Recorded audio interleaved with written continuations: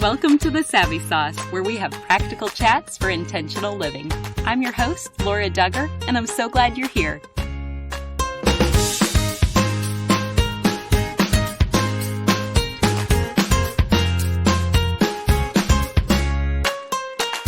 I am thrilled to introduce you to our sponsor, WinShape Marriage. Their weekend retreats will strengthen your marriage, and you will enjoy this gorgeous setting, delicious food, and quality time with your spouse. To find out more, visit them online at winshapemarriage.org. That's WINSHAPE marriage.org. Thanks for your sponsorship. First, I want to say happy birthday to my sweet mom. She is the most loving, nurturing, and kind-hearted mom, and we want to honor her on her special day. So from our editor, Natalie, and myself, happy birthday, Mom. We love you. I now also get to host a charming couple today, and we're going to talk about one of my favorite topics, healthy rhythms in marriage. Chris and Jenni Graebe are my guests, and they love each other well, model what they teach to others, and they've written down their wisdom in a marriage book they recently released. I hope this chat leaves you encouraged and equipped with conversation starters and thought-provoking questions to ask yourself and your spouse as you enjoy all the goodness God has to offer us in marriage. Here's our chat. Welcome to the Savvy Sauce, Chris and Jenni. Hey. Thank you so much for having us, Laura. Yes, so excited to talk with the two of you. And will you both just give a glimpse of your current phase of life? Oh, sure. It's a wild season of life for us. We have 5 kids ranging from 4 to 16, 1 boy and 4 girls. So we've got 2 teenagers and 3 little ones, and it is just a beautiful, chaotic season. Yeah, filled with a lot of carpooling and running around, but just, stealing away moments of just fun and trying as best we can to soak up all the different seasons collectively together. Like last night, we had the opportunity to just sit on our back porch while the kids played and laughed and danced and had the cafe lights on. It's just, it's those moments. Those are the moments. Yeah. So that's a quick glimpse in our world. There may be a lot too many dishes in the sink, but other than that, it's good life. Absolutely. And can you share a little bit more about your careers too? Because you've been on this path of, in your marriage, moving around multiple times. So your seasons have looked different. But what did the two of you do for work? Yeah, sure. I mean, look, when Jenni married me, you're going to talk about this book we've written, but one of the things we talk about is this idea of adventure. And so when we got married, she knew she was signing up for adventure. And so we decided let's go for it. So we've lived all over the place, both of the coasts, the middle of the country, a lot of time in Texas. And throughout those seasons, it was seasons of ministry and entrepreneurship. And in my very early days, I was on this little TV network called MTV. I was on a show called Road Rules, and Jenni was a singer in those days, and she was wearing pleather pants. And let's not mention the pleather pants. Let's be nice. So we've just had this wild ride, and so now where we find ourselves is obviously we have a podcast called The Rhythm of Us. We're authors. We have this book, The Rhythm of Us. I'm an entrepreneur through and through, so I've got a couple ventures that I'm working on. So there's never a dull moment in our life. Never a dull moment, for sure. Yes, it sounds very full. And we won't digress too much, but I'm sure everybody asks, how did you get on Road Rules? Is it weird to say Jesus? I mean, it's like, I don't know. Did God do that? It was a God. It was totally a God deal. My whole thing was, as a kid growing up in the 80s and 90s, MTV was at the height, it was at the pinnacle. And so it was the early reality show before all the spinoffs had come. And I don't know, God had wired me to, ultimately I sit in front of a microphone now and, obviously through this and various different places he's put me on stages throughout my career, but as a young, influential, whatever, you want to change the world. And so what's a place I could go that could happen? And I don't have to have a lot of skills. I could just go be crazy on MTV. So anyway, luckily I had encountered Jesus right before I went on the show and had the opportunity to share my faith and my walk and just hopefully honor God throughout that adventure. So that's how that worked. And it was a wild ride, but those days are gone that people stop me on the street and go, "Were you the guy from?" So most of the time. I don't get a lot of those anymore. Which I'm sure with that transition into marriage, that was a very unique element for the two of you. It was for sure. Well, yeah, I mean, the funny thing is just to kind of talk about the idea of adventure is I had done a couple little challenges. They have these big challenges return thing. And they called me and they said, hey, we've got this challenge, Battle of the Sexes 2. Do you want to be a cast member on it? I was like, heck yeah, that'd be awesome. Well, we were engaged and we were planning to get married. We had a date on the calendar and everything. And they were like, hey, we picked you. And I'm like, oh, cool. When's the show? And like, well, starts 2 weeks before your marriage. I was like, for my wedding day? Yeah, okay. So how's that going to work? So I went and filmed for 2 weeks. Jenni was a trooper. I hadn't gotten kicked off yet. So I flew back that weekend. We got married and then I went back to the show for 3 days. So, and then just said, kick me off. I got to go be with my bride. But, it was an adventure from the beginning. That's for sure. Wow. Well, you've documented some of that journey because your marriage book is fantastic. And oh, thank you. Yes, I mean that. It's called Rhythms of Us, Creating the Thriving Marriage You Long For. So because you wrote the book on it, I'd love to know what marital habits are worthy of prioritizing for the two of you, and what return have you seen on that investment? Yeah, that's a great question. And, really the whole idea of this book is not just cataloging the rhythms that are true of us, but also of the wise people around us. We've been married 17 years and that is a good amount of time.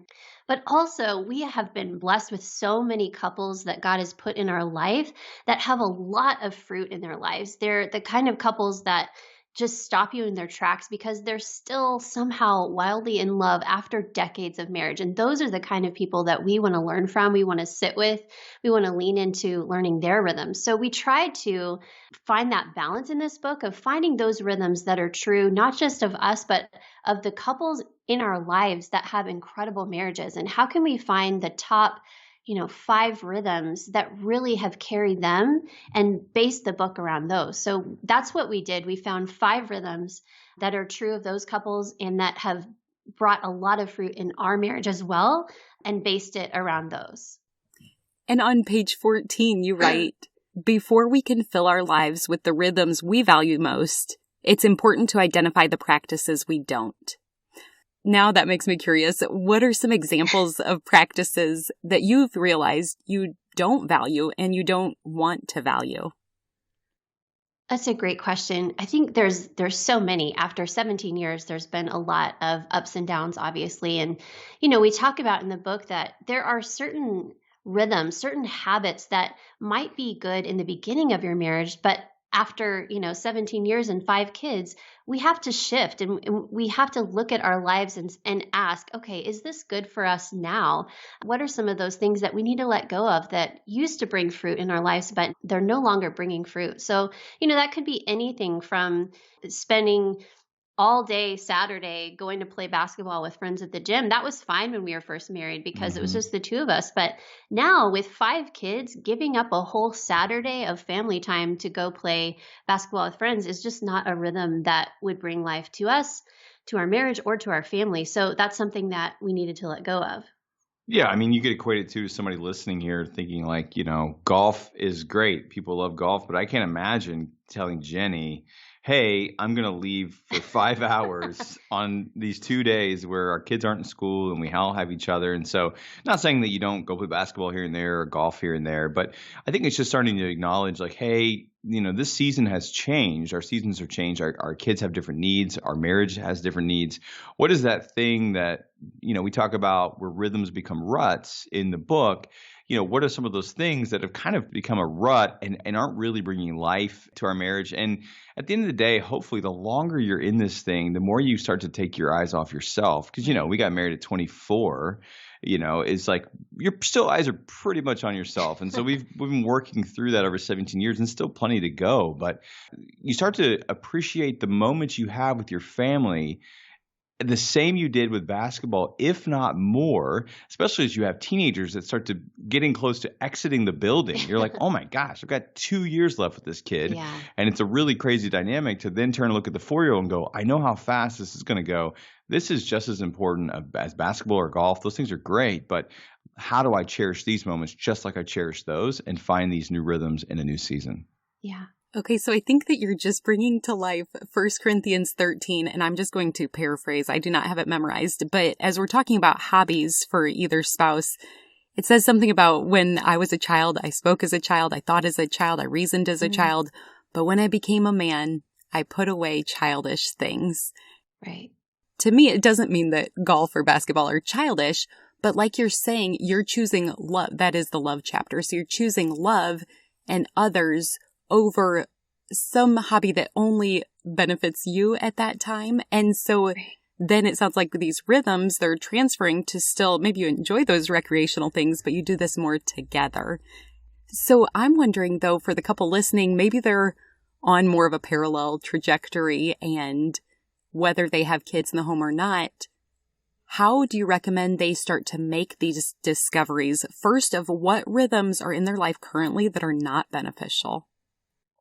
Yeah, there's a great tool that we talk about in the book that actually comes from one of our favorite psychologists, Dr. Henry Cloud, and it's called Find the Misery and Make a Rule, which sounds very lofty, but it's very simple. And all it means is that you take a look at your life and you recognize those pain points that keep showing up over and over and over.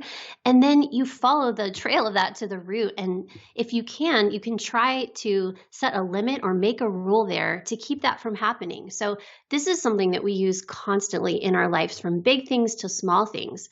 And I'll give you a couple examples. One of the things that kept coming up in our marriage pretty early on was that, as a stay-at-home mom with a bunch of little kids that I absolutely love and adore and that I was grateful to spend my weeks with, come Thursday, I was absolutely exhausted. I was ready for a break, and it showed in the way that I was living my life. No, but it was fine. No. It was something that we could all recognize. And to make a rule against that exhaustion coming out against my family, Chris very lovingly said, hey, every Friday we're going to start something. You need to go and just get a couple hours just by yourself to fill back up. Do whatever brings you life, whatever refuels your tank. And for me, that usually looks like going and finding a pretty trail out in the trees that I can walk. It looks like spending time with the Lord at a coffee shop where I can just think complete thoughts without interruptions. And I am telling you, that has made the biggest difference in our life, in our marriage. I always come back a better mom. I always come back a better spouse, and just feeling more alive and ready to jump back in with time with my family. But it took us really examining our life and our rhythms to go, okay, let's just look at this. Every Thursday, I am feeling exhausted. I'm feeling miserable. I'm feeling like I need something to change here. And then putting a rule in place where, okay, this is something that we can practice, that we can prioritize as a family so that you can thrive as well. Yeah, another example just for everybody listening is, you hear all these people have a lot of issues with family, like extended family. Like, okay, you get married, you get in, it's like, oh, okay, we got 15 things we have to go through for Thanksgiving. We go to this house for Thanksgiving and this house, and they'll be so mad if we don't do X, Y, and Z. And so I think one of the things we kind of established early on, I don't know if it was like we kind of knew how intentional it was being, but we just decided to put some boundaries there and go like, look, like everyone loves each other. We're all for each other. We can't make everyone happy all the time. So what's the best thing we can do? What are some boundaries or some rules or some principles we can put in place that for our family is a rule that we can follow, and then go, hey, rest of the family, we love you. And we look forward to seeing you. We have a blast when we're together, but here's some boundaries we're setting in place, because sometimes you can find a lot of misery in that. You're trying to please everyone, make everyone happy, get on time at this person's house, like you have gifts for everybody. The whole thing, it just can be wild. And I'm sure everyone listening has no clue what I'm talking about in this regard, but it's definitely, that's just another practical example how you can find the misery, make a rule. And ultimately it brings life for yourself, your spouse, and everyone involved when you're able to kind of put the right rules in place and operate, in essence, the way God's called you to walk. These are such wise principles. And I love how you say that the two of you examined your rhythms. And so what did that actually look like? I'm wondering, did you go on a date night to do this? Is this after the kids are in bed? But how did you do it? And how can other couples begin to take inventory of their marriage and then move toward purposefully implementing healthier rhythms into their relationship? Yeah, that's a great question. And actually, the last part of the book is just this exactly. There are 3 sections walking you through different questions that you can ask each other that really help you pinpoint the rhythms that bring you both life. There's a section in there where you can talk through the vision that you both have for your marriage so that you make sure you're actually trying to head in the right direction and you're going the same place. You're not, having 2 separate different visions of your marriage and then wondering why the other one can't get on the same page. So that is really helpful. I think for us, we love talking. We have a podcast where we talk to guests and all kinds of things, but we've always enjoyed just talking with each other and having great conversations. So for us, that looks like at least a couple times a week, you can find us in the mornings with our hot cups of coffee in our chairs, having a great talk. And that is usually where we really hash through some of these things that are coming up in our hearts, in our lives, in our family, where we examine, things that have come up during the week, whether it's rut or rhythm.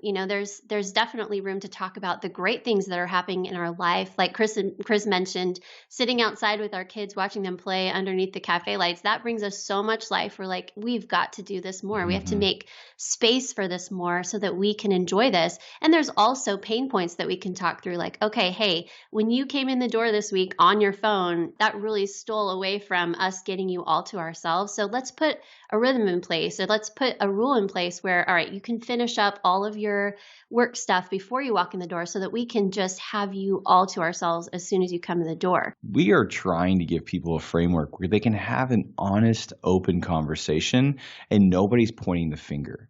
Because when I ask the question, are you in rhythm? Are you out of rhythm? People can immediately go, well, you know what? We're in rhythm on budgeting, but we're really out of rhythm on communication, or we're out of rhythm in intimacy, but we're in rhythm on working together with the kids. And so really, this book and the way we're approaching it and the idea of giving someone a framework is everyone is wired so differently. But if we can all come from this place to go, look, you're not the problem. I'm not the problem. This thing is out of rhythm. Now let's work together and have whatever the framework is that works best for us as a couple. The longer we're married, the more we understand. Don't talk to him at night because he's sleepy. Don't try and catch her at the very beginning, right when she's waking up, before she's had her coffee.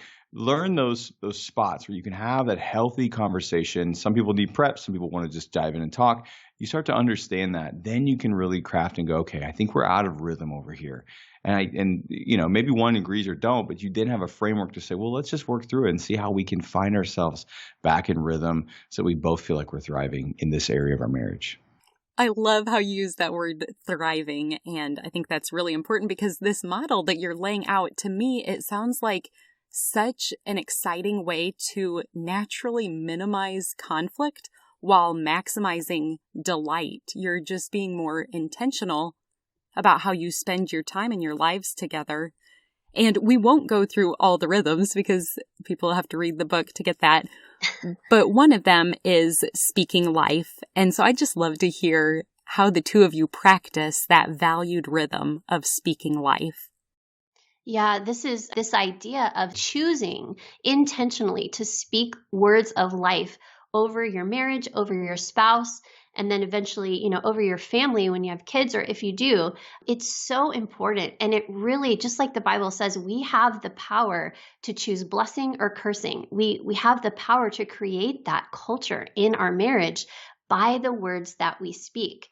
And this was something that Chris really did early on in our marriage very naturally. And I talk about in the book how this was so hard for me to do at first because I just didn't grow up in a family where we did that. We thought lots of wonderful things about each other, but we didn't actually speak them out loud a lot. And so if you're not used to it, it can be kind of awkward at first.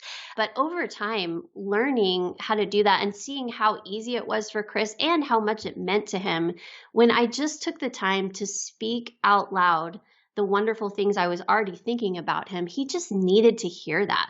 And I needed to become the kind of person that could speak those words out loud to him. It changed me as well as I practiced it. And it shaped me to become the kind of person who could look for the good, look for the gifting in him, and speak it out loud. Yeah, I imagine people are wondering, okay, we're really weak in this area of our marriage or whatever. Maybe the words we speak to each other are maybe snide, funny comments or whatever, but this whole life thing, what do? Walk in, you are beautiful and wonderfully made. It's Yeah. like, I don't, not that, but the way it can play itself out is pretty simple. Like there's a moment where I'll catch her eye and we're sitting there at the dinner table and I just think to myself, man, she is so beautiful. And I just stop and tell our kids, I'm like, guys, do you know how unbelievably beautiful and amazing your mom is? And in that moment, they're like, we know, you always tell us. I'm like, that's right. You're never going to not hear me say that. But in that moment, it's something I'm doing public in front of the kids or whatever, but it's the seeds that are being sown all across the place for her, for them, that hopefully the example for their future spouse, that they will find someone that tells them that they are beautiful and lovely and thank them for the work that they're doing that no one sees, and it's like, hey, thank you so much for doing the laundry today. Because one, I hate the laundry. And two, this doesn't just get done by itself. A lot of time that's just a thankless thing that no one sees. The kids are running up going, Mom, thank you so much for doing my laundry today. Sometimes they do, but most of the times it's just like, oh, cool. There's magical clothes that show back up in this drawer. And so I think if we think it and we say it and it can start really practical. Hey, thank you so much. Depending on if you're in a rough spot in your marriage, hey, I just want to say thank you for providing for us, for showing up every day and doing your job. And then you'll be amazed how that unlocks the heart just a little bit of someone who maybe is in this like couples that's been in a tough spot and they haven't spoken life to each other in a really long time. Yeah. You just like, okay, let's just type what can I find that they're doing that I value and I appreciate. I'm going to speak this life and I'm going to sow a seed that's going to continue to crack the door just a little bit more. And you'll be amazed what reciprocation comes on the other side of that. It's going to take a little bit of practice, but once you get into it, you'll never want to stop. Yeah. I want to take a minute too and just acknowledge that I get that there are moments in a marriage or there are seasons where it's really hard to find anything good to speak out loud, whatever the circumstances, that whatever has led you there. I know there are really hard seasons in a marriage, and you might be listening thinking, I can't think of one nice thing to say about my spouse. And I just want to encourage you there that what you lack, pray for. I love that's what the Bible says. And I just think that so many times, like what you lack, pray for. Just ask God. The best place to start is prayer. Just ask God to help you see your spouse as he does. And there is always something good, even if it's small, just like Chris said, there is always something good that you can acknowledge. In the book, we talk about 3 ways to do this. You can affirm the good, you can affirm the gift, and you can affirm the truth. And what that simply means is that you affirm the good by exactly what Chris said, just whatever good that you can possibly see as you're asking for God to give you eyes to see that, just speak it out loud. If they're playing with the kids, just say, oh my gosh, you're such a great dad. Thanks for being incredible. Thanks for playing with our kids. If they're doing the dishes, even if it's not the way that you would like them done, you can say, hey, thanks for helping out. That really means a lot. You affirm whatever good you see around you. You can also take this to another level by affirming the gift in your spouse. Affirm the gifts and abilities and talents that you see. Every single human has these things. God has given us all gifts and abilities. And how powerful for you as their spouse, the most important person in their life, to be the one to acknowledge those things and to water those seeds that you see of gifting and dreams and abilities. If you see that their eyes light up whenever they do something, you can say, wow, I notice like you just come alive doing this. Like maybe there's something there. Maybe God's given you an ability here. What can we do to grow this and to water this? Maybe every time you drive by a restaurant, they say, oh man, wouldn't it be great to open a restaurant someday? And you have the choice in that moment to either go, yeah, whatever, or say, tell me more about this. Is this a dream that you have? Like, is there something here that we could pursue together as a couple? So that's just an example of finding the gifting and affirming the gift. And then the last one, which I think is might be the most powerful is affirming the truth. So in hard seasons when your spouse might not be acting the way that you wish they would or the way that they used to, you know who they truly are. You can ask God to remind you who they truly are, and then you can affirm who you know them to be instead of how they're acting. I love what Henry Cloud says, that maturity in life and in marriage is being able to separate the people that we love from the behaviors that we don't. And so in those seasons, we can look at how they're acting and we can separate that from who we really truly know them to be. And we can speak to that person. We can speak to the potential instead of to the behavior. Let's take a quick break to hear a message from our sponsor. I'm so excited to share today's sponsor, WinShape Marriage, with you. WinShape Marriage is a fantastic ministry that helps couples prepare, strengthen, and if needed, even save their marriage.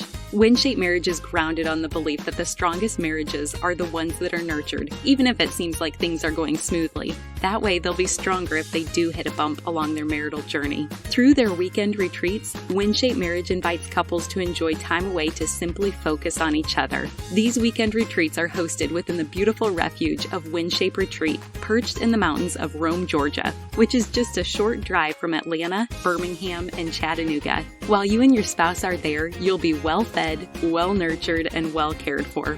During your time away in this beautiful place, you and your spouse will learn from expert speakers and explore topics related to intimacy, overcoming challenges, improving communication, and so much more. I've stayed on site at WinShape before, and I can attest to their generosity, food, and content. You will be so grateful you went. To find an experience that's right for you and your spouse, head to their website, winshapemarriage.org. That's WINSHAPE marriage.org. Thanks for your sponsorship. I love everything you're saying, and I want to take it a step further because you've talked about the words that we can speak and how we can do this publicly and privately, and how really it kind of becomes a self-fulfilling prophecy where what you're seeing and calling out and speaking over your spouse, you get to see that rise up in them.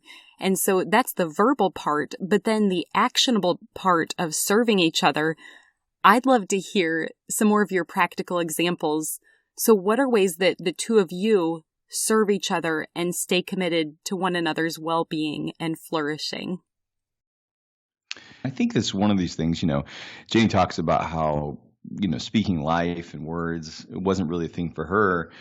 Serving was definitely Achilles heel for me. We got married at 24. Like I said, my eyes were pretty much fixed on myself and the idea of going and changing the world, through career and all that. And so we had a kid pretty early on in our marriage, and our son, Caden, it was like, okay, well, we both agree you're going to stay home with him and I'm going to go out and do whatever. And the story is pretty typical for most, but I think through over the seasoned years, and Jenni just like being so faithful and just so kind and generous with her time and patient with me, as I'm like, maybe we're going to try this. Let's do that. You talked about early in the beginning of the podcast, we moved across the country. We did. We moved all over the world, all over the country. And it was fun and it was great. And that was a part of Jenni serving me and some of the dreams and visions I had. But I think the longer we're in this game and the more I continue to take my eyes off myself and look at her, yes, practically it can play itself out in day-to-day tasks and chores. Like, what needs to be done? These dishes aren't going to be done by themselves. Like, you need to do that. It also plays itself out in going like, hey, just like we talk about the Fridays, like, hey, I need you to have this Friday or whatever. But the other thing is kind of what Jenni was talking about, is this idea that there is this person that God has gifted you with, this person that he said, yeah, that's your spouse. And you said yes to them as well. And marriage is such a gift. And the fact that somebody else said yes to you and they said yes to you again today because they showed up and they're there. Now, like Jenni said, it can be tough. I think part of serving that we started to discover is like when I took my eyes off myself, I was able to look at Jenni and say, hey, what are your dreams? Like, what are the things that are inside of you that I can help bring to life and see become a reality? And so that was something that I think once that started to happen and she stepped into some things like the podcast we did, and now we're writing this book, I think she even didn't even realize that there was something there that God had put inside her that she needed to do. And she kind of looked at me after one of our first podcasts and was like, don't ever let me not do something like this again. Don't ever let me not put my hands to something that I feel like I'm stepping into. And, it's scary and it's challenging, but it's just amazing for me on the other side as I served her and asked, what is her dreams? And then seeing her step in and thrive, it was just truly a moment. So there's just multiple ways we can serve our spouse. It's in the day to day. And then a lot of times it's in the dreamings, but at the same time, just recognizing them as such a gift from God is really, truly the first step. I love Jan Peterson has a really small, great book on serving. That was kind of her gifting, but she says we all start off self-centered. Our wants are our world. That's just natural. And so it takes a lot of time and intentionality to learn a different way to live. But what we say in the book is that, no marriage can thrive when our eyes are consistently focused on ourselves. That is just a fact. If I continue to live ignoring my spouse's needs, that will eventually explode. Our marriage will not last if I'm not also considering his needs as well as mine. And actually, the greatest joy is found when we are able to do just that, when we're able to shift our eyes from our own wants and needs to actually noticing and nurturing the needs of our spouse. There's something we talk about in the book called the cycle of serving. So essentially what that looks like is when we take a small step of noticing a need in our spouse that we can serve, shifting our eyes from our own needs, and we start to meet those needs step by step, we move towards this place of strength and thriving in our marriage where we look up and go, how did I get so blessed to have this spouse? And I'm constantly looking at how I can meet their needs. And I'm so grateful that they're meeting my needs. And it's wonderful. And then the opposite is true as well, where if by step over time, we make the choice to neglect our spouse's needs or to think only of ourselves, over time, where we end up is, man, I wish they would just wake up and meet my needs. And if you have thought that to yourself lately, it's a good indicator that you are at the bottom of that cycle. But the good news is we're always one step away from moving back in the right direction towards the thriving marriage that we long for. And it all starts with just taking a moment to get my eyes off myself and noticing who my spouse is, how God's wired them, and how I can meet their needs in that place. Okay, as you're saying all of this, it seems like oftentimes the wife, especially in this situation that you're talking about, when she chooses to stay home with the kids, she is all in for supporting her husband's dreams and desires. And yet, Chris, you did an incredible job of humbly looking to her as well and calling out Jenni for she still has gifts that are beyond the children and maybe beyond the marriage that God has given her.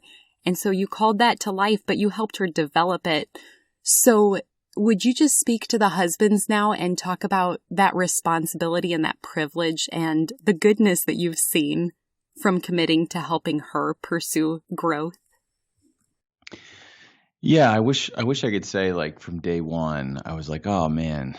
But I think, with anything, as we grew deeper together and walked through some hard seasons and different things like that, it was just like, wow, like my love and my appreciation, my value for her just continued to increase. And I think, we had a season early on where like we got pregnant, and then I think she was just going like, what about me? What about my identity? We had God put a season where things were tough. And so she had to get a job, and we would, I was working during the night, she was working during the days. And I think it was a moment where she just said, okay, you know what, like you go work, we'll stay home. And that was kind of a gift that God gave us. And we didn't know, is this forever kind of thing, but we just kind of dove headlong, 5 kids. I mean, we were in the thick of it. But I think there's this place where it's like, I look around at my wife and she'd be leading things at church, and she just was a magnet. People be drawn to her.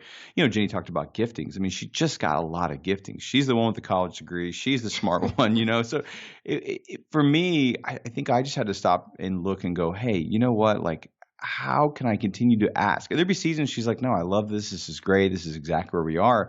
And I don't even know if she really even had words to say, hey, this season's coming. But I think the more we prayed, and God starts to stir, right? I think there's that thing, like you said, if you're listening, fellas, if you're listening to what she's saying and you're looking what's happening in your life, and maybe there's some margin coming in her life, or maybe you need to help create that margin in her life and go, you know what? Before we got married, you had these skills and you have these giftings and you maybe haven't tapped into for years now, but now you've got all this life experience and you've been leading this Bible study over here or whatever that looks like. Maybe you're a fitness trainer, whatever that is, and however it plays out in her life, just kind of stoke the fires a little bit. Just kind of see if you can spark. Just throw a spark out there and go, does this catch? Is this something God wants? Are we hitting a bunch of doors here? Are we trying to force something? But then ultimately you can go like, no, I think that's it. And then you'll be amazed at what happens inside of her when she goes, maybe that is it. Oh my gosh, I wasn't even thinking about that. But here we are. And then you can kind of fan that into flame and say, yeah, now this is something here. And maybe nothing comes of it. But the fact that you can sit across from her and say, I see you, I hear you, I see the giftings inside of you. Is there anything else that you've got a desire for? Because she may not even know she has it, or she may have it just waiting for you to actually ask. And then guess what? Once you know and once you hear, then you're responsible. And you got to figure out how to help bring that to life. And you can do it through baby steps. Doesn't mean you mortgage the house to go, okay, well, let's put $50,000 on the house so you can start this business. Just seek God, do it together, be prayerful. Guys, challenge, push, encourage, in the right way, and you watch what will happen to your spouse. She will fall more in love with you and be more appreciative. Even if nothing happens, she'll go, wow, this person actually truly loves me, is not just thinking of themselves. And so what I hear you saying, Chris, is that you noticed Jenni. You asked her about these things continuously. You would start these conversations, and then you also took it a step further and you felt the responsibility to act on that. And I think that is such a great model. You also write about something related on page 70 where you say, thriving couples are thoroughly interested in each other's lives. So what do you two think keeps us from focusing on each other's needs on a regular basis? Yeah, I mean, I think our wants are our world. That's just how we naturally function. So it does take time and intentionality to start learning to live differently. And, I think something that Chris does really well, and I'm so grateful for, and that we've come to practice together, is just making room for each other's dreams. Like he talked about, not just acknowledging them and encouraging them, but putting action behind that by making room for it and making it a priority in our life together. There are 1,000 different ways that we can choose to live our life. So I show my husband that I believe in him and his dreams by making space for him to do some of those things that cause him to come alive. And, we talk about in the book that the research actually shows that we are most enamored with and drawn to our spouse when we're able to see them doing that thing, whatever their thing is that makes them come alive. There is not a spouse in the world who won't be drawn to their spouse in that setting, whatever it is for them that they do that causes them, their eyes to sparkle and for them to just come alive. We all love seeing our spouse in those environments where they can do that. So, then it becomes our responsibility to make room for them to say yes to some of those things. An example that we talk about in the book is when Chris travels for work. Anybody who has kids in the house or their spouse travels, when you're single parenting it at home, it can be tough. And you kind of, at least I do, I ration out my energy for each day. And I know how much I'm going to need to be able to keep up with the energy of these energetic toddlers that are running around our house. So it was a week like that. And we were coming to the end of the week. Chris had been gone for 3 days and I knew he was going to be home that night. So I had, reserved just enough energy in the tank to make sure that I was keeping up with these kids. And I got a call from Chris and he said, "Hey, babe, listen, before I tell you what's going on, I just want you to know if you say, no, I need you at home, I will absolutely jump on a plane and I'll be home. But I have this opportunity." And he was, given the opportunity to go and interview Mike Tyson and Dennis Rodman in this, you take a private jet there. It was just like this once in a lifetime opportunity. And of course, I know for him, this is what he does. He is so good at hosting, if you give him the mic, he comes alive, being able to lean into conversations and talk with people and navigate those settings. I have seen it a million times and I love watching him do it. It makes him come alive and it draws me to him as his spouse. So my reaction was absolutely, please go do that. And we're going to be cheering you on at home. And I knew it wasn't going to be easy for me. There were sacrifices that I was going to have to make because I was out of energy. So I had to come up with a different plan moving forward so that he could do that.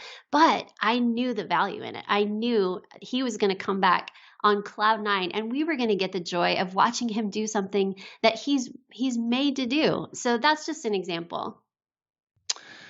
Yeah, I mean, sitting across from Mike Tyson in that moment was really amazing. But it is true. I mean, that's a moment, that's an Instagram picture, right? And it moves on. But the beauty is that I know that I've got this partner, this teammate in my beautiful wife that's like, hey, let's go on an adventure. And so it only just stores up so much in the bank, and it makes me just so thankful in those moments, because there's going to be a moment when she calls and goes, hey, I've got this adventure in front of me, and I can't wait to say yes to it. Yes, and I have to just give a shout out to my husband, Mark, as well. I feel like he models and leads this so well and so selflessly. Even today, this is how it looked. I guess last night we thought one of our daughters was coming down with something, and so instantly I'm texting the babysitter and keeping her posted about today, and I was looking forward to this recording, and I started thinking, okay, how am I going to reschedule? And he right away said, babe, I will change my plans around with work. I'm going to make sure this happens. I will absolutely keep the kids. You've got this on the calendar. It's important. I want to help you in that. And all is well. God answered prayers. She's totally fine. No fever or anything. And so I'm grateful that this worked, but I'm so glad to know that does make me more drawn to him and more aware of ways I can then also turn to him and see what I can be doing to take a load off his shoulders or to make his life easier or just to support his dreams. So I think it is a really great cycle. And when someone goes first, it's really hard not to follow after them. Hey everyone! By now, I hope you've checked out our articles that are available at thesavvysauce.com. And if you sign up to join our email list, you'll enjoy free ideas and encouragement delivered straight to your inbox. Our hope is to encourage you to have your own practical chats for intentional living. So the freebies will oftentimes include questions you can ask on your next date night, safe resources to read to promote enjoyment in your sexual intimacy and marriage, or questions to ask yourself to promote spiritual growth. We hope you check out all the available reads at thesavvysauce.com under the Articles tab. Well, what has God taught you both about the application of Psalm 90:12, which says, "Teach us to number our days that we may gain a heart of wisdom"? Well, that's one of my favorite verses. I love that. And Chris and I were talking about this verse last night preparing for this, that numbering our days means remembering that they're a gift, right? It means practicing the rhythm of awe that we talk about in our book. It means remembering, wow, every moment that I've been given is a gift from God, and I want to make it count. And I love that it starts by saying, teach us, right? Teach us to number our days, because we have to be taught. This doesn't come naturally to us, but it's something we have to cry out to the Lord for. Teach us, Lord, to number our days, to make them count, to live a life of gratitude back to you by enjoying this life that you've given me, by making the most of it, by cherishing my spouse, by cherishing my kids, by contributing to my community. That's what it means to us. Numbering our days means remembering they're all a gift. Well, then I think also of times that things aren't going well. How do we know when we're reaching our breaking point, and how can we identify when our spouse is maybe nearing the same place? I think that just comes from, again, taking our eyes off ourselves and looking at the situation, understanding what produces stress in our spouse, and also understanding the stress tolerance of our spouses. Like sometimes for me, I kind of like stressful situations, but that doesn't mean that everyone around me isn't in the fetal position in the corner because I'm like, this is amazing. And it's like, wait, hold on, man. Let's think about everyone in this scenario. And so I think when you find yourself in those seasons and spots, I think if we can go, okay, what do I know that is where we can go and we can kind of just connect, have a conversation. We got to get to that place where we earn trust and we're going, hey, I see this happening here. Does this feel right to you? Does this seem true to you? We definitely seem like we're out of rhythm over here. Here's what I'm able to do to contribute to this, to help serve you in this way. And then you don't know what the kind of the reciprocation of that's going to be. Maybe they need a minute. Some of us can forgive right away and go, hey, are we good? And others are like, no, I need a little bit of time here. You had a season where you've had your eyes on yourself or whatever. And so, one of the things I really like, we talked with the Double Dams, and they're just such a great couple. And they talk about this idea. They get down at the end of the week or multiple times and go, hey, was this team Sarah or team Steve, yeah. Right? Are we like, this week, was it like, this is more team Steve this week? Or last week was more team Sarah, but is it team us? Mm-hmm. Are we kind of walking in tandem together? And I think as long as there's that trust there that everyone can go, well, no, I mean, the last year has been about team Steve, like that's when you get in a tough spot. So if you can have that place and kind of find those boundaries, then you can say, hey, what can I do in this moment to change our circumstances and our situation? They may respond a certain way, but if you come with a posture of servanthood, knowing that, if we posture ourselves like Christ and we serve, that, that's what we're supposed to be doing. We may not always love the reception we get or the answer we get on the other side, but you can do what you can to make sure your heart's in the right spot, not doing to get, but just doing because you said yes to this person. You agreed to be their teammate, their partner, and walk alongside them no matter what's going on in life. And inevitably, there will be times when we don't get all of this right. So during those times, how do you two practice and model confession, both with one another and with your children? Yeah, I think that's so important, to be able to find that posture of humility, right? And to admit when we're wrong. One of the things we talk about in the book is that change only begins with honesty, right? So we can only change to the degree that we're willing to be honest about where we are, about where we've wronged our spouse, and about where we're hurting. What we don't want to communicate is that you just cherry pick everything and everything's, roses and always, focus on the positive. There's a lot of negative emotions that can come up as we rub up against each other in life. But, if we're able to be honest about where we've been hurt or find that way to apologize when we've been the one that's wronged our spouse, I think it all comes down to just really being honest and still being kind and speaking life with our words. But we can do that and still be honest. I can say, hey, when you said this really hurt me. And I love you, but how can we work on this? Or, I noticed that really did hurt you when I said this, and I'm sorry, and I'm working on this, and how can I help, meet your needs more? So I think honesty is always a great place to start.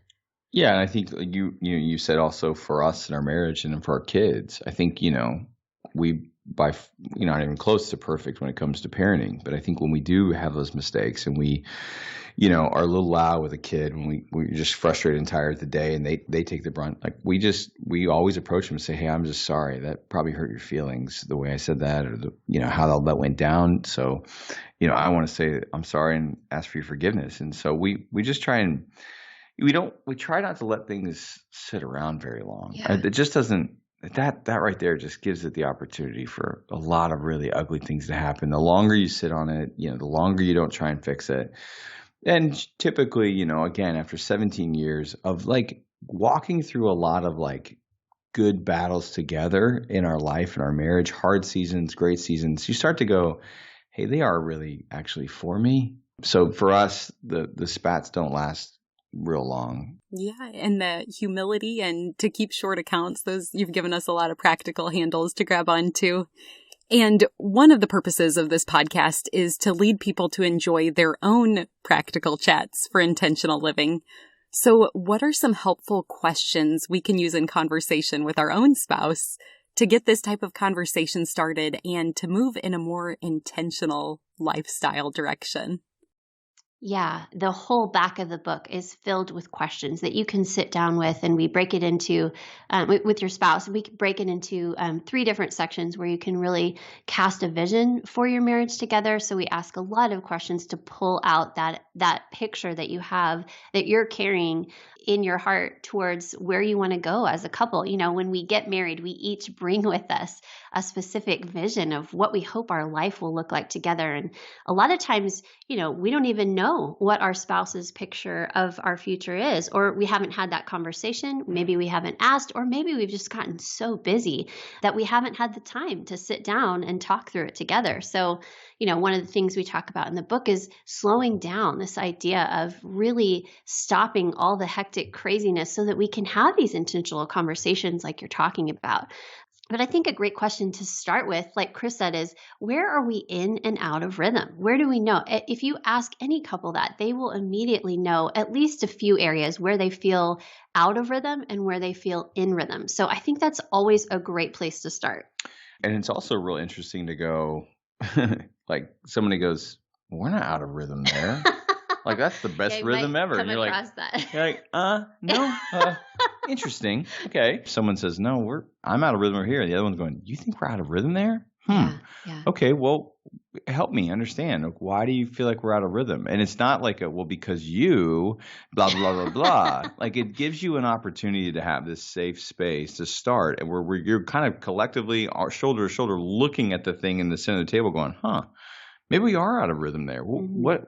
How does that look like for you? Because I think we are, but clearly maybe I'm missing it. So that's just the best first question to ask. And when you gain clarity there, then you can start to kind of chip away. Like, okay, well, there's 7 things or 100 things, wherever you're at, that we feel like we're out of rhythm. We're going to celebrate where we are in rhythm, and then let's just pick 1 or 2 to say, hey, let's start to work and practically put into place things we can do, even small things, to get in rhythm in this area or this area. And then we can start working on the other ones as we go. Well, you're clearly such an intentional couple. When do you dedicate time to read with 5 kids and a podcast and a thriving marriage, among other things? Oh, Laura. Audible. Absolutely. For reading, Audible has saved our lives and kept us reading. I love to sit down with a book. Chris has always been an Audible guy. I love to sit down with a candle and quiet and a book. But in this season, there is not a lot of quiet. There's not a lot of uninterrupted time to be found. So Audible has absolutely helped us get those books in. Now, I still love to find those moments when I can, early in the morning or late at night, to sit down with a book. But I've realized there will be seasons for that. Yeah, it's, like this morning, like I woke up at, 5:30 and everybody else is asleep. But for Jenni, like she gets to steal those moments at night. I'm super tired and I'm asleep. And so she's going to stay up and be the night owl. So those are those moments. Yeah, I think your bigger question is, how do you make space for what matters? I think for us, it's just, we don't do it all. We can't do it all. And I think that you're able to say yes to the things that matter to you when you realize your own capacity and you realize, okay, if I say yes to everything, it will mean saying no to the things that matter most. And a lot of times, the things that actually matter most are the ones that are not vying for your attention all the time. They're the quietest things, right? They're saying yes to baking a batch of pretend cookies with your kids, or jumping on the trampoline, with your teenager, or shooting those hoops with your son in the driveway. Like those are the things that matter most. That's what we want to fill our life with, right? But they're not the ones yelling for our attention all the time. So I think it just requires us looking at our life and really trying to be intentional with our yes and say yes to the things that we want to fill our life with, and remembering that means saying no to all the rest. And if reading is a priority, I love that idea for Audible, and your book is certainly one I want to recommend. Where can people find and follow you online? Yeah, you can go to therhythmofus.com to find everything. We are on socials. Jenni Graebe, Chris Graebe. Our name is really difficult and hard to spell. Good luck. I'm sure you can spell it for them in your show notes, but it's Graebe. B as in boy. I have to spell it every day of my life. It's a good thing he's cute, Laura, because this last name is complicated. If you go to therhythmofus.com, you should be able to find everything. And the book is wherever you like to buy your books. Wonderful. Like you said, we will certainly link to all of that in the show notes for today's episode. And we are called the Savvy Sauce because savvy is synonymous with practical knowledge or discernment. And so as my final question for both of you today, what is your savvy sauce? I would say the top two that come to mind for me, the first one is journaling. And by journaling, I mean prayer journaling. I've been a big journaler my whole life in some capacity or another. Before I go to sleep every night, I try and just write something, even if it's just good night, Lord, because I always end up writing more. But it's just the way that I process my days with Him. And so it's always directed to the Lord. It's not just writing down the events of my day, but it's actually laying them at His feet so that I can sleep, because I cannot go to sleep with all the things running around in my brain. So just doing that brain dump before the Lord at the end of the day has absolutely changed my life. And I can notice an actual difference in myself, in my heart, in my soul, and in my behavior if I'm not staying on top of this as a discipline. So I would say prayer journaling every night, just at least writing down one thing.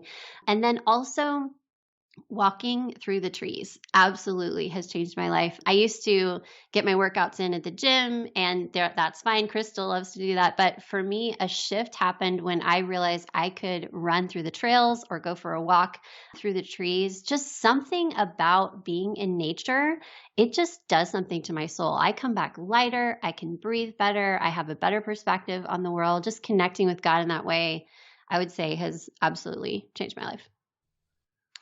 One of the things for me is, when I read Jesus doing miracles and He says, hey, don't tell anybody, or you read scriptures that talk about the secret life. I think for me, the older I get and the longer I get in this thing, I want to do things and that really nobody's ever going to see publicly. A lot of it carries like, okay, who I am when no one's looking is really who I am. The text that I send to a friend that will never be posted on social media, it'll just be like, hey, I know you're going through something, or maybe they lost a job and everyone else just kind of scatters. And I kind of like to be that weirdo. It's like, hey man, I'm still thinking of you. How you doing? It's like, why haven't you left like everybody else? And so I don't know. I try as best I can to live this really awesome secret life where I'm serving people and, I'm not really on social much. And so just trying to live every single day that it's like, okay, how can I make an impact where no one's going to see? Because I think for the longest time, whatever was driving me, I had a pretty rough childhood, the idea of going on MTV, there was the wrong motives for driving me. So I think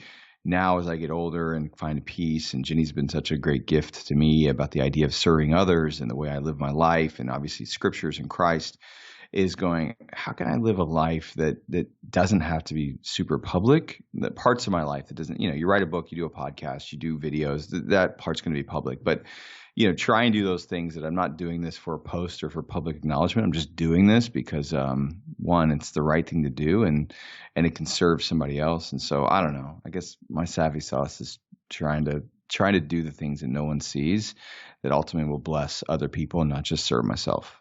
Those are both so good. You are such a warm and engaging couple, and I've really appreciated this time together. I think that your rhythms are wise, and I know this chat's going to lead many to apply the knowledge and then benefit relationally from the truth and grace that you both shared. So thank you for making much of marriage, and thank you for being my guest today. Absolutely. It was our honor. Thank you so much, Laura. Good times. Thanks. One more thing before you go. Have you heard the term gospel before? It simply means good news, and I want to share the best news with you. But it starts with the bad news. Every single one of us were born sinners, and God is perfect and holy, so He cannot be in the presence of sin. Therefore, we're separated from Him. This means there's absolutely no chance we can make it to heaven on our own. So for you and for me, it means we deserve death and we can never pay back the sacrifice we owe to be saved. We need a Savior. But God loved us so much, He made a way for His only Son to willingly die in our place as the perfect substitute. This gives us hope of life forever in right relationship with Him. That is good news. Jesus lived the perfect life we could never live and died in our place for our sin. This was God's plan to make a way to reconcile with us so that God can look at us and see Jesus. We can be covered and justified through the work Jesus finished if we choose to receive what He has done for us. Romans 10:9 says that if you confess with your mouth Jesus is Lord and believe in your heart that God raised Him from the dead, you will be saved. So would you pray with me now? Heavenly Father, thank you for sending Jesus to take our place. I pray someone today, right now, is touched and chooses to turn their life over to you. Will you clearly guide them and help them take their next step in faith to declare you as Lord of their life? We trust you to work and change the lives now for eternity. In Jesus' name we pray. Amen. If you prayed that prayer, you are declaring Him for me, so me for Him. You get the opportunity to live your life for Him. At this podcast, we are called Savvy for a reason. We want to give you practical tools to implement the knowledge you have learned. So you ready to get started? First, tell someone. Say it out loud. Get a Bible. The first day I made this decision, my parents took me to Barnes & Noble to get the Quest NIV Bible, and I love it. Start by reading the book of John. Get connected locally, which basically means just tell someone who is part of the church in your community that you made a decision to follow Christ. I'm assuming they will be thrilled to talk with you about further steps, such as going to church and getting connected to other believers to encourage you. We want to celebrate with you too, so feel free to leave a comment for us if you made a decision for Christ. We also have show notes included where you can read scripture that describes this process. Finally, be encouraged. Luke 15:10 says, "In the same way I tell you, there is rejoicing in the presence of the angels of God over one sinner who repents." The heavens are praising with you for your decision today. If you've already received this good news, I pray that you have someone else to share it with today. You are loved, and I look forward to meeting you here next time.